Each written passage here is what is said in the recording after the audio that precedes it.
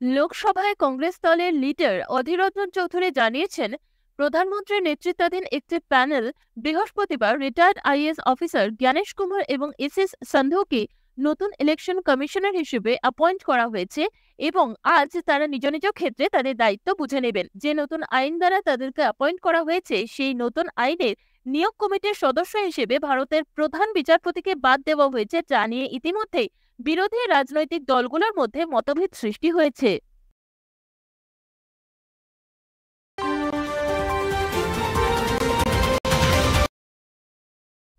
Union minister of consumer affairs Piyush Goyal শুক্রবার মুম্বাইতে national time protocol NTP for dissemination of Indian standard টাইমের উদ্বোধন করেন। এটি মিলিসেকেন্ড নির্ভুলতার সাথে অভিন্ন এবং সুনির্দিষ্ট সময়ের তথ্য প্রদান করবে এবং তার সঙ্গে সাইবার নিরাপত্তাও বাড়াবে। জনগণ এটিকে অ্যাক্সেস করতে পারবে time.nplindia.org অথবা time.nplindia.in এর মাধ্যমে।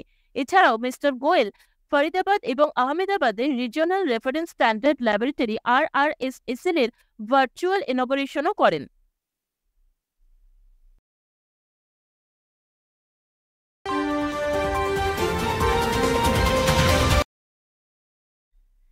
ইভি স্পেসে ইনভেস্টমেন্ট অ্যাট্রাক্ট করার লক্ষ্য নিয়ে কেন্দ্রীয় সরকার ভেহিকেলগুলির আভ্যন্তরীণ উৎপাদনকে উৎসাহিত করার জন্য একটি ভেহিকেল নীতি চালু করেছে। নীতিটি ভারতীয় গ্রাহকদের মেক ইন ইন্ডিয়া উদ্যোগ নিশ্চিত করার সাথে সাথে সর্বশেষ প্রযুক্তিতে অ্যাক্সেসের অনুমতি দেবে। ইভি প্লেয়ারদের মধ্যে সুস্থ প্রতিযোগিতা প্রচারের মাধ্যমে এই নীতির লক্ষ্য হল উৎপাদনের পরিমাণ এবং স্কেল অর্থনীতি বৃদ্ধি করা।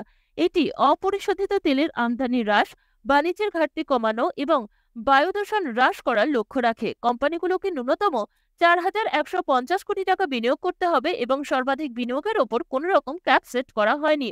কোম্পানিগুলোর উৎপাদন সুবিধা স্থাপন এবং ভেহিকেলগুলির বাণিজ্যিক উৎপাদন শুরু করার জন্য 3 বছর সময় থাকবে। প্রতি বছর 8,000-এর বেশি ইভি এই স্কিমের অধীনে আমদানির জন্য অনুমোদিত হবে না। কোম্পানির দ্বারা করা বিনিয়োগের প্রতিশ্রুতি কাস্টম শুল্ক বাতিলের পরিবর্তে একটি ব্যাংক গ্যারান্টি দ্বারা ব্যাকআপ করতে হবে।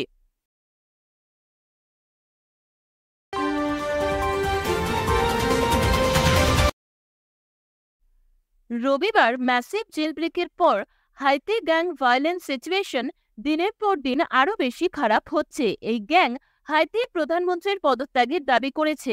হাইতিতে চলমান ডেভেলপমেন্টের ওপর 24 ঘন্টা নজর রাখার জন্য এক্সটার্নাল অ্যাফেয়ার্স মিনিস্ট্রি 24 ঘন্টার একটি কন্ট্রোল রুম চালু করেছে, যে কন্ট্রোল রুম পরিস্থিতি পর্যবেক্ষণ করবে এবং তথ্য ও সহায়তা তাদেরকে প্রতি মুহূর্তে প্রদান করবে।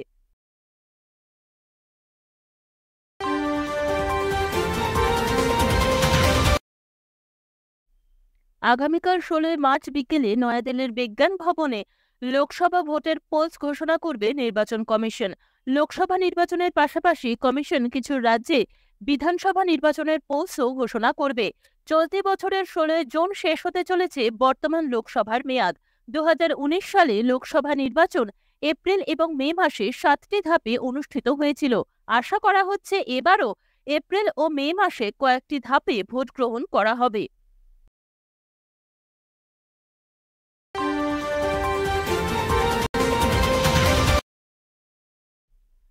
এশিয়ান ডেভেলপমেন্ট ব্যাংক বা এডিবির সাথে সহযোগিতায় the union government of India একটি $23 মিলিয়ন ঋণ চুক্তি চূড়ান্ত করেছে। চুক্তির লক্ষ্য মানসম্পন্ন ফিনটেক শিক্ষা এবং উদ্ভাবনের অ্যাক্সেস বৃদ্ধি করা, বিশেষ করে গুজরাট ইন্টারন্যাশনাল ফাইন্যান্স টেক সিটির মধ্যে।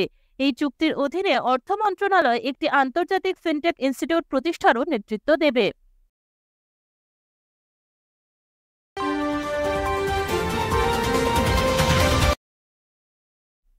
ভারত এবং সিঙ্গাপুর একটি MOU স্বাক্ষরের মাধ্যমে আইনের ক্ষেত্রে এবং বিরোধ নিষ্পত্তির ক্ষেত্রে তাদের সহযোগিতাকে দৃঢ় করেছে। Singapore's minister for culture, community and youth and second minister for law mister Edwin Tong SC এবং India's minister for law and justice mister Arjun Ram মেঘাওয়ালের মধ্যে স্বাক্ষরিত হওয়া এই MOU-টির লক্ষ্য হল আন্তর্জাতিক বাণিজ্যিক বিরোধ নিষ্পত্তির মতো ক্ষেত্রে সহযোগিতাকে জোরদার করা।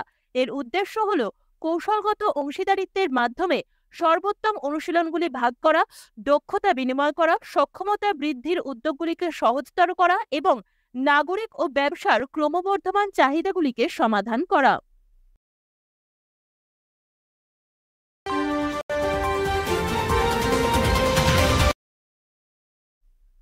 রেড বুলের ম্যাক্স ভার্স্টাপেন সৌদি আরব গ্র্যান্ড প্রিক্সে পোল পজিশন থেকে শুরু করে জয়লাভ করেছে। এটি 2024 ফর্মুলা 1 সিজনে রেড বুলের টানা দ্বিতীয় 1-2 ফিনিশ চিহ্নিত করেছে।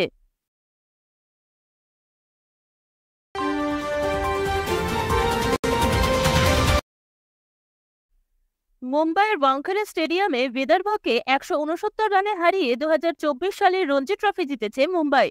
বিদর্ভ, যারা আগের দুটি রঞ্জি ট্রফি ফাইনাল জিতেছিল, এবার তারা তাদের সাকসেস রেপ্লিকেট করতে পারেনি।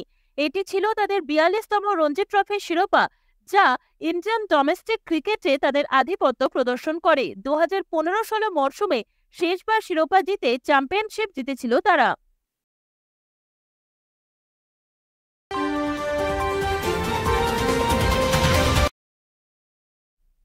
বাজারে কনজিউমারদের অধিকার ও দায়িত্ব সম্পর্কে সচেতনতা বৃদ্ধির লক্ষ্য নিয়ে প্রতি বছর 15ই মার্চ সারা বিশ্বে পালিত হয় ওয়ার্ল্ড কনজিউমার ডে।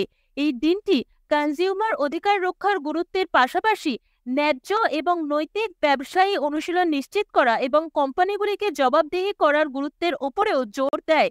এই বছর ওয়ার্ল্ড কনজিউমার ডে থিম হিসেবে নেওয়া হয়েছে fair and responsible AI for consumers.